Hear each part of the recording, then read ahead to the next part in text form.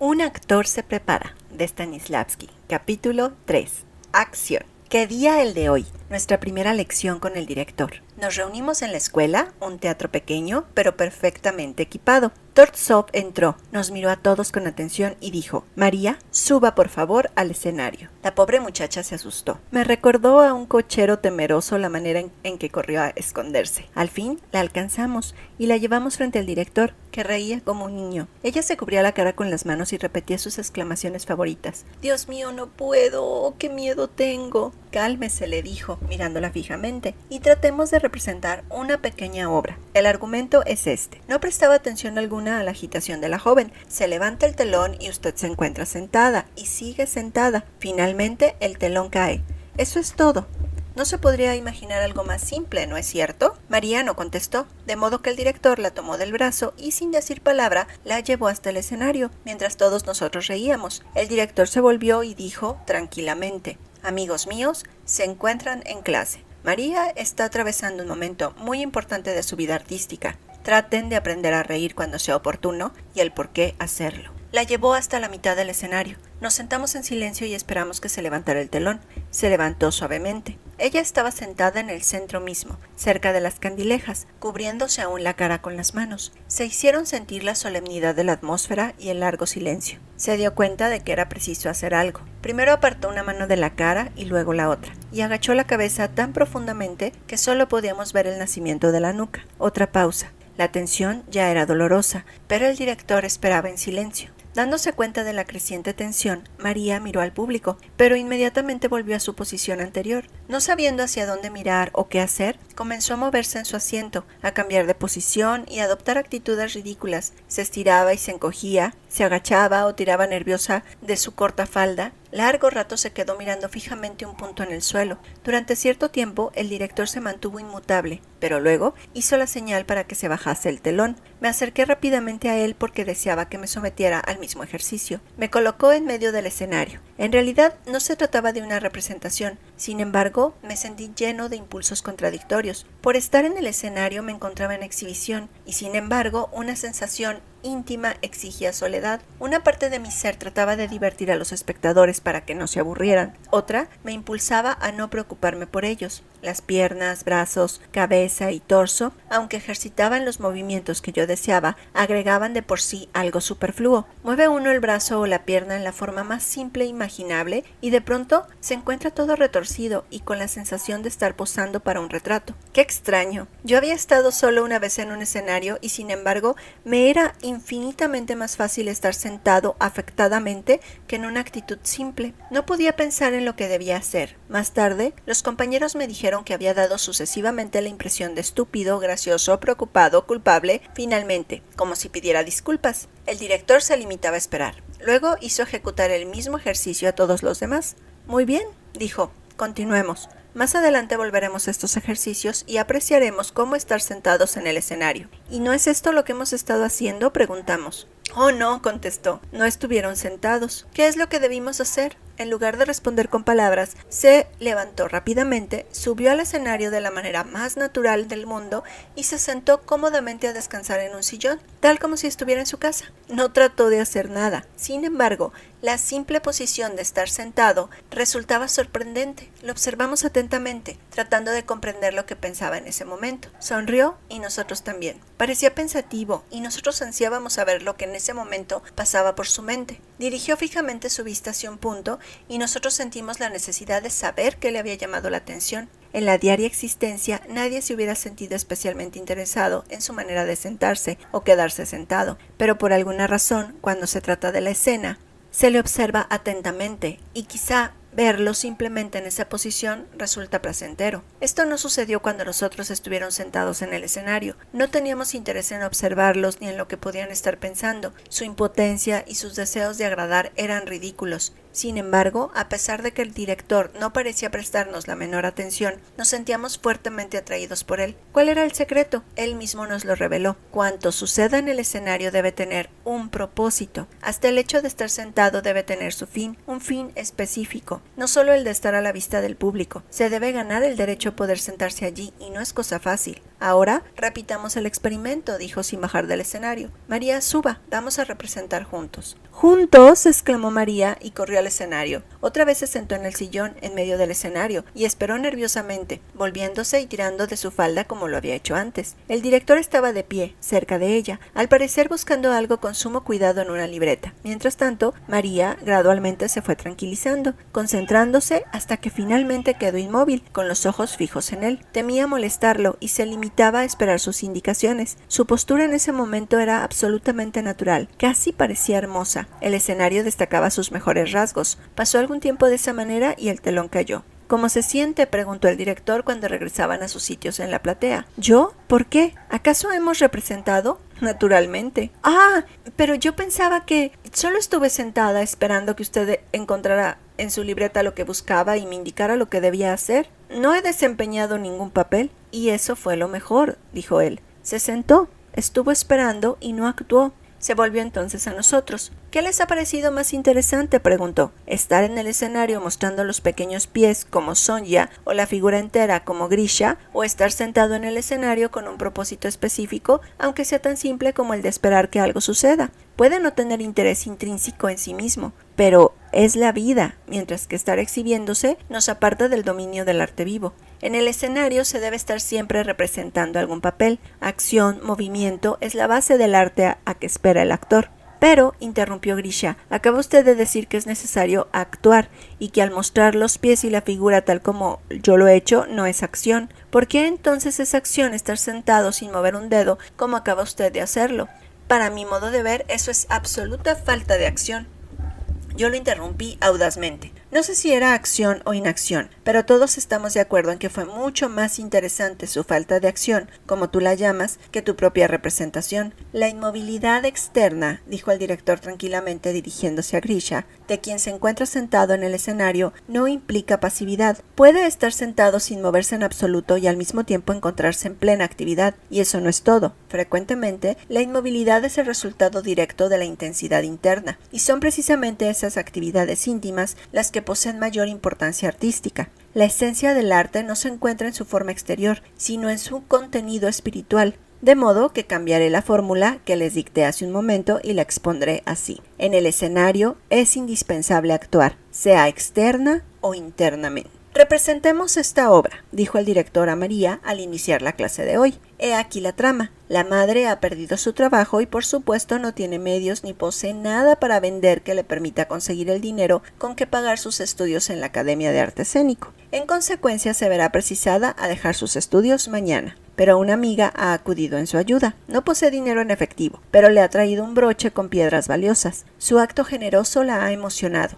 ¿Puede aceptar semejante sacrificio? No puede decidirse. Trata de rehusar la oferta. Su amiga prende el broche en una cortina y sale. Usted la sigue hasta el corredor, donde transcurre una larga escena de persuasión, negativas, lágrimas y gratitud. Al fin, acepta. Su amiga parte, y usted vuelve a la habitación para tomar el broche. Pero, ¿dónde está? Pudo haber entrado alguien y llevárselo. En una casa de pensión tal posibilidad no es difícil. Comienza una cuidadosa y desesperada búsqueda.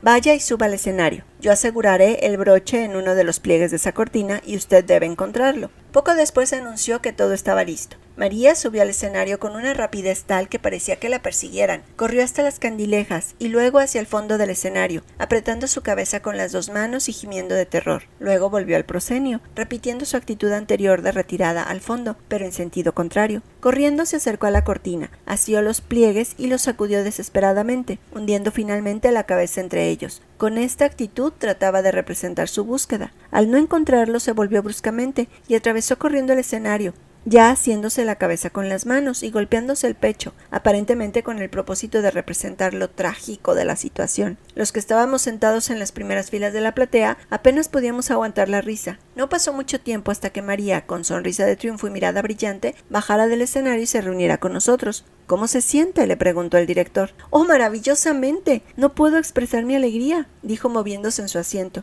Me siento como si acabara de hacer mi debut, realmente cómoda en el escenario. Muy bien, dijo Tortsov animándola. ¿Pero dónde está el broche? Entréguenmelo. Olvidé eso. ¡Qué raro! Lo buscaba tan afanosamente y lo ha olvidado. Apenas tuvimos tiempo de volver la cabeza y ya María se encontraba de nuevo en el escenario, revisando los pliegues de la cortina. No olvide esto, dijo el director en tono de advertencia. Si encuentra el broche está salvada. Podrá seguir concurriendo a estas clases, pero si no lo encuentra se verá en la necesidad de dejar sus estudios. Inmediatamente su cara se puso tensa. Literalmente pegó la vista a los pliegues de la cortina y los revisó ansiosa y cuidadosamente de arriba a abajo sistemáticamente. Esta vez su búsqueda fue más lenta, pero todos teníamos la seguridad de que no perdía un instante de su tiempo y también de que se hallaba sinceramente alterada, aunque no hiciera esfuerzo alguno por parecerlo. «Oh, ¿dónde está? Lo he perdido». Esta vez las palabras salieron apenas murmuradas. «No está aquí», exclamó con desesperación, consternada, una vez que hubo revisado cada uno de los pliegues. Su rostro era todo tristeza y preocupación, quedándose inmóvil como si sus pensamientos la llevaran muy lejos de ahí. Era fácil notar cuánto le había afectado la pérdida del broche. Nosotros observábamos, conteniendo la respiración. Finalmente habló el director. «¿Cómo se siente después de su segunda búsqueda?», preguntó.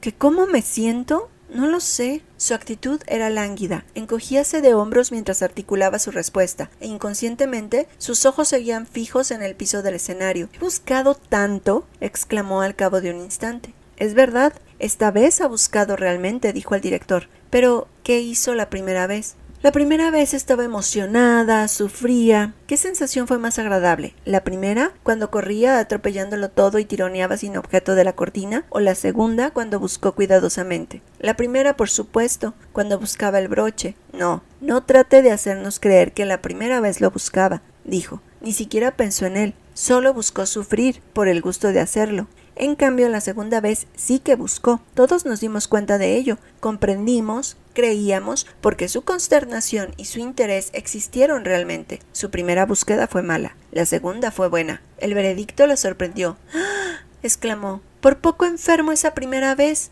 «Eso no cuenta», dijo Torsop, «solo sirvió para estorbar la búsqueda auténtica. En el escenario no se debe correr o sufrir porque sí, sin razón alguna. No se debe actuar en general por actuar, siempre debe hacerse con un propósito. Y sinceramente», agregué. «Sí», asintió, «y ahora suban al escenario y háganlo». Subimos, pero durante un tiempo bastante largo no supimos qué hacer. Sentíamos que era necesario causar alguna impresión, pero por mi parte no se me ocurría nada que pudiese reclamar la atención de un público. Comencé a hacer Otelo, pero pronto lo interrumpí.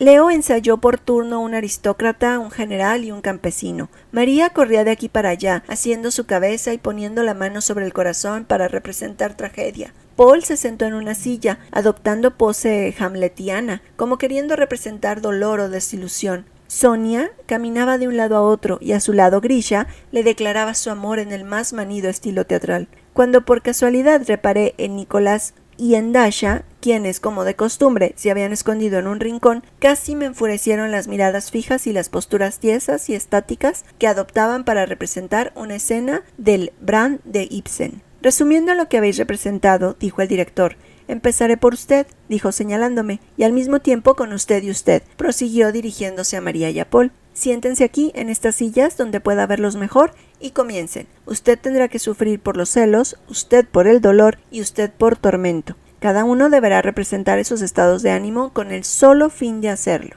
Nos sentamos y de inmediato experimentamos lo absurdo de nuestra situación. Caminaba de un lado a otro contorsionándome como un salvaje. No era posible imaginar un sentido a lo que hacía, pero sentado en una silla, privado de movilidad, comprendí lo disparatado de mi representación. «¿Y qué piensan ahora?», preguntó el director. «¿Se puede estar sentado en una silla y sufrir de celos sin motivo alguno? ¿O sufrir? ¿O atormentarse? Desde luego que es imposible». Fijen esto en sus memorias para siempre. En el escenario no puede haber en ninguna circunstancia acción alguna encaminada a despertar un sentimiento por el solo hecho de hacerlo. El ignorar esta regla solo conduce a la más odiosa artificialidad. Cuando elijan alguna parte de la acción, dejen a un lado el sentimiento y el contenido espiritual. No traten nunca de estar celosos, o de hacer el amor, o de sufrir por el hecho en sí. Tales sentimientos son el resultado de algo que se ha desarrollado antes. Pensarán en ello tan intensamente como sea posible. En cuanto al resultado, habrá de producirse por sí mismo. La falsa interpretación de las pasiones, de los personajes o el mero uso de gestos convencionales son errores comunes en nuestra profesión. Pero ustedes deben mantenerse alejados de estas irrealidades. No deben imitar pasiones ni prototipos, deben vivirlos. Representación de ellos debe provenir del vivir dentro de ellos. Vanya sugirió entonces que quizá actuaríamos mejor si el escenario no estuviera vacío, si hubiera algunos muebles, una chimenea, ceniceros. Muy bien, consintió el director. Aquí terminó la lección. Nuestro trabajo de hoy estaba también planeado para el escenario de la escuela, mas al llegar encontramos cerrada la entrada. Sin embargo, estaba abierta otra puerta que daba directamente sobre el escenario. Cuando entramos, nos asombró hallarnos de pronto en un vestíbulo, seguido por una confortable sala provista de dos puertas, una que abría al comedor y desde allí a un pequeño dormitorio, la otra a un corredor largo que conducía a un salón de baile, brillantemente iluminado. El departamento todo hallábase confeccionado por decoraciones de distintas obras del repertorio. El telón principal estaba abajo y obstruido por barricadas de muebles.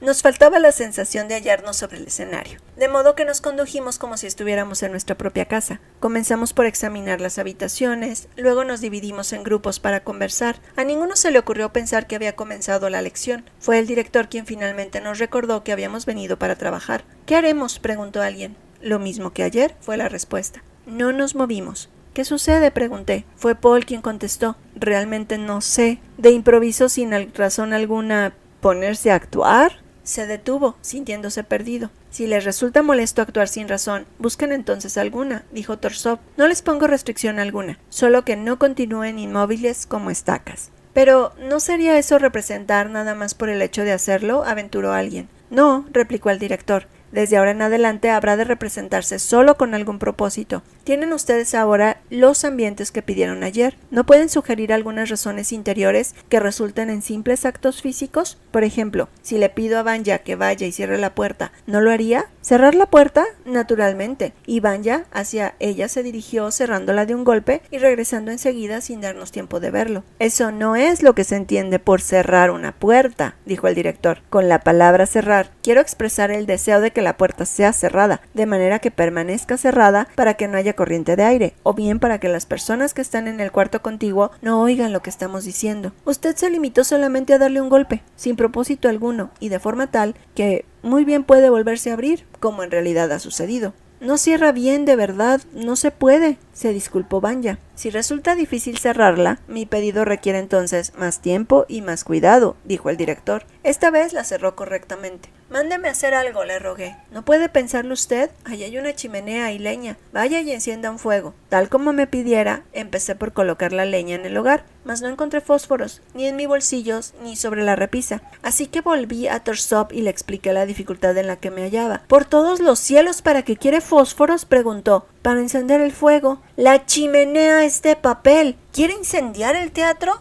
Solo iba a simular que lo encendía, le expliqué. Para simular que se enciende un fuego son suficientes los fósforos de la fantasía, como si lo importante estuviera en encender el fósforo. Cuando le llegue el momento de personificar a Hamlet, abriéndose paso a través de su intrincada psicología hasta el momento en que mata al rey, ¿sería de mucha importancia para usted tener en su mano una espada verdadera? Y si no la tuviera, ¿se sentiría incapaz de terminar la representación? ¿Puede matar al rey sin espada, como puede encender el fuego sin fósforos? Lo que necesita arder es su imaginación. Continué fingiendo que encendía el fuego. Para alargar la acción, hice de modo que los fósforos imaginarios se apagaran varias veces, no obstante mi pretendido esfuerzo de protegerlos con las manos. También traté de ver el fuego, de sentir su calor, pero fracasé. Y pronto me aburrí, de modo que me sentí impulsado a pensar en hacer otra cosa. Comencé a mover los muebles, a contar los objetos del cuarto, pero como no había razón alguna detrás de estos actos, resultaban totalmente mecánicos. No hay nada sorprendente en eso, explicó el director. Si una acción no tiene fundamento interior, no puede retener la atención. No toma tiempo al empujar las sillas de un lado a otro, pero si estuviera obligado a arreglar algunas sillas de distintas clases con un fin preciso, como para que los invitados a una comida puedan sentarse de acuerdo a su categoría, edad y simpatía personal, estaría ocupado con ellas buen tiempo.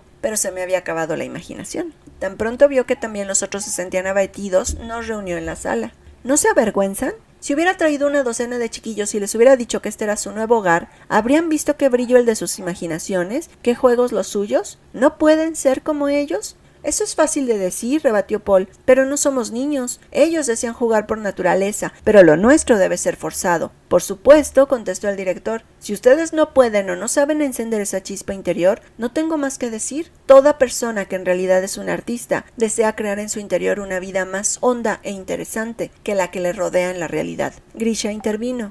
Si el salón estuviera alzado y el público allí, surgiría el deseo. No, replicó enérgicamente el director. Si en realidad son artistas, sentirán el deseo sin esos accesorios. Ahora, sean francos. ¿Qué es en verdad lo que les impide actuar? Expliqué que podía encender fuego, mover muebles, abrir y cerrar puertas, pero que todos esos actos no son lo bastante prolongados como para atraer mi atención. Enciendo el fuego o cierro la puerta y ese es el final de todo. Si un acto condujera a otro y diera origen a un tercero, nacería el impulso natural y la atención. En resumen, dijo, lo que creen necesitar no son acciones cortas exteriores o semimecánicas, sino algo que tenga una perspectiva más amplia, más profunda y más complicada. No, contesté, pero denos algo que, aunque simple, sea interesante. ¿Quieren decir que todo depende de mí?, exclamó perplejo. Es indudable que la explicación debe ser buscada y hallada en los motivos interiores, en las circunstancias entre las cuales y a causa de las cuales ustedes actúan. Tomen, por ejemplo, el cerrar o abrir una puerta. Pueden decir que no hay nada más simple o menos importante o más mecánico, pero supongan que en ese departamento de María vivía un hombre que enloqueció de repente y fue llevado a una sala psicopática. Si escapara de allí y estuviera detrás de esa puerta, ¿qué harían? Hecha la pregunta en esa forma, nuestro interior se alteró, tal como lo había descrito el director.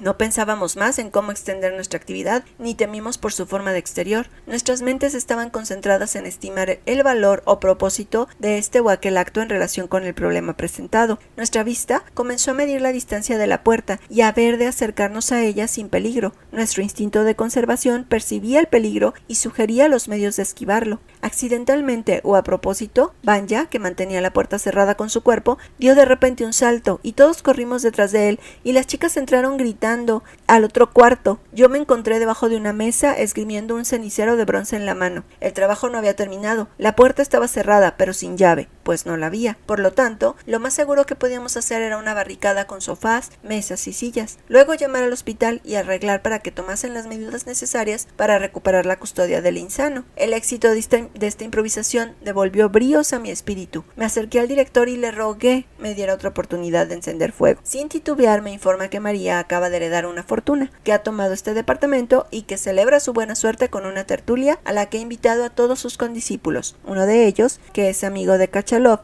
Moskin y Leonid Vodov, ha prometido traerlos a la fiesta. Pero el departamento es muy frío y la calefacción no ha sido encendida todavía, aunque afuera hace mucho frío. ¿Dónde se puede encontrar leña para encender fuego? Un vecino presta unas astillas. Se enciende un pequeño fuego, pero hace mucho humo y debe apagarse. Mientras tanto se ha hecho tarde. Se enciende otro fuego, pero la leña está verde y no prende. En pocos minutos llegarán los invitados. Ahora, prosiguió, déjeme ver qué es lo que haría si mis suposiciones fueran verdaderas. Cuando terminó todo, el director dijo: hoy puedo decir que han actuado con un fin. Han aprendido que toda acción en el teatro debe tener su justificación interior, sea lógica, coherente y real. Segundo, el sí actúa como palanca para elevarnos del mundo real a la realidad de la imaginación. El director prosiguió hoy enumerando las funciones varias del sí. Esta palabra tiene una cualidad peculiar, cierto poder que ustedes han percibido y que les ha producido un instantáneo estímulo interior. Noten también con cuánta facilidad y simplicidad apareció. Esa puerta, que fue el punto inicial de nuestro ejercicio, se convirtió en medio de defensa, y vuestro propósito básico, el objeto de vuestra atención concentrada, fue el deseo de la propia conservación. La suposición del peligro es siempre emocionante. Es una especie de levadura que fermentará en cualquier momento, en tanto que la puerta y la chimenea, objetos inanimados, solo nos conmueven cuando están ligados a algo de más importancia para nosotros. Consideren también que ese estímulo interior fue realizado sin esfuerzo ni engaño. No les dije que había un loco detrás de la puerta. Por lo contrario, al usar la palabra sí, reconocía francamente el hecho de ofrecerles solo una hipótesis. Todo lo que quise lograr fue hacerles decir qué hubieran hecho si la suposición acerca del loco hubiera sido un hecho real, dejándoles sentir lo que hubieran sentido cualquiera en análoga circunstancia. En cambio, ustedes no se esforzaron ni aceptaron la suposición como realidad, sino solo como una suposición. ¿Qué hubiera sucedido si en vez de esta franca confesión les hubiera jurado que detrás de la puerta había realmente un loco? No hubiera creído engaño tan evidente, fue mi reacción. Con esta cualidad especial del sí, explicó el director, nadie los obliga a creer o no una cosa. Todo es claro, sincero y franco. Se les ha hecho una pregunta y se espera que la contesten con sinceridad y decisión. En consecuencia, el secreto del efecto del sí yace principalmente en el hecho de que no utiliza ni la fuerza, ni el temor, ni obliga al actor a hacer nada. Por lo contrario, le otorga confianza mediante su honestidad y lo estimula a confiar en su supuesta situación. Esa es la razón por la cual en nuestro ejercicio el estímulo se produjo con tanta naturalidad. Esto me lleva a otra cualidad del sí. Despierta una actividad interior y verdadera, y esto lo hace con medios naturales, porque ustedes son actores. No respondieron con sencillez a la pregunta, sintieron que debían contestar el desafío en acción. Esta importante característica del sí lo acerca a uno de los fundamentos de nuestra escuela de actuación, la actividad en la creación y en el arte. Algunos de ustedes están impacientes por poner en práctica de inmediato lo que les he dicho, dijo hoy el director. Me parece muy bien, y me alegro de estar de acuerdo con esos deseos. Apliquemos el uso del sí a un papel. Supongan que están por representar la dramatización de un cuento de Chekhov que trata de un inocente campesino que desenroscó una tuerca de un vagón del ferrocarril para utilizarla como plomada en su sedal de pescar. Por tal causa, fue juzgado y castigado severamente. Este suceso imaginario se ahondará en la conciencia de algunos, pero para la mayoría de la gente no dejará de ser un cuento gracioso, ni siquiera tratarán de echar un vistazo a la tragedia de las condiciones legales y sociales ocultas detrás de la risa. Pero el actor que representa uno de los papeles en esta escena no puede reír. Debe juzgar todo por sí mismo y, lo que es más importante, debe vivir íntegramente su papel, cualquiera que sea la causa que indujo al autor a escribir el relato. ¿Cómo lo harían ustedes? Los estudiantes permanecieron por un tiempo en silencio y pensativos. En los momentos de duda, cuando sus pensamientos, sentimientos e imaginación estén mudos, recuerden el sí. El autor comenzó también su trabajo de esa manera. Se dijo, ¿qué hubiera sucedido si un simple campesino, al salir de pesca, hubiera sacado una tuerca de una vía? Plantéense ahora el mismo problema y agreguen, ¿qué haría yo si me trajeran el caso para juzgarlo? Condenaría al criminal, contesté sin vacilar. ¿Por qué? ¿Solo por una plomada para el sedal? Por el robo de la tuerca. Por supuesto, no se debe robar, asintió Torsov. Pero, ¿se puede condenar con severidad a un hombre por un crimen cometido inconscientemente? Debe hacérsele comprender que pudo ser la causa del descarrilamiento de un tren y de la muerte de cientos de personas, repliqué. ¿Por causa de una pequeña tuerca? Jamás conseguirá que lo crea, sostuvo el director. El hombre está fingiendo, pues comprende perfectamente la naturaleza de su acto, dije. Si el actor que personifica al campesino tiene talento, probará por medio de su actuación que es inocente, dijo el director. Como la discusión siguiera, Torsov empleó todos los argumentos posibles para justificar al acusado, y al final tuvo éxito al debilitar un poco mis afirmaciones. En cuanto notó que vacilaba, dijo, ¿sintió usted el mismo impulso exterior que probablemente experimentó el juez mismo? Si representa ese papel, análogos sentimientos lo acercarán al personaje. Para lograr esta unión espiritual entre el actor y la persona a quien personifica, agregue algún detalle concreto que completará la representación, dándole peculiaridad y acción interesante. Las circunstancias que se afirman en el sí son tomadas de orígenes cercanos a los propios sentimientos y tienen una poderosa influencia en la vida interior del actor. Una vez que haya establecido este contacto entre su vida y su papel, sentirá ese impulso o estímulo interior. Agregue a eso una serie de contingencias basadas en su propia experiencia de la vida y verá cuán fácil será para usted creer sinceramente en la posibilidad de lo que está obligado a hacer en el escenario. Ejecute de esa manera todo un papel y creará una vida nueva. Los sentimientos así surgidos se expresarán en sí mismos en los actos de esa persona imaginaria, de haber sido colocada en las circunstancias fijadas por la obra. ¿Son conscientes o inconscientes?, pregunté. Haga la prueba usted mismo, repase cada pormenor del proceso y juzgue qué es consciente y qué inconsciente en su origen. No descifrará nunca el enigma, porque no recordará siquiera algunos de sus momentos más importantes. Estos surgirán espontáneamente, en parte o totalmente, y pasarán inadvertidos por la región del subconsciente. Para convencerse, pregunten a un actor, después de una gran representación, cómo se sentía mientras estaba en el escenario y qué hizo allí. No será capaz de contestar, porque no está enterado de lo que vivió y no recuerda muchos de los momentos más significativos. Todo lo que le dirá es que se sentía muy cómodo sobre el escenario, que estuvo en fácil relación con los otros actores. Más allá de eso, no podrá decirle nada, lo dejará atónito, con la descripción que usted le hará de su manera de representar, y poco a poco se dará cuenta de cosas acerca de su actuación que no han llegado a su conciencia. De esto podemos inferir que el sí es también un estímulo para el subconsciente creador. Además, nos ayuda a formular otro principio fundamental de nuestro arte, la facultad creadora inconsciente por medio de la técnica consciente.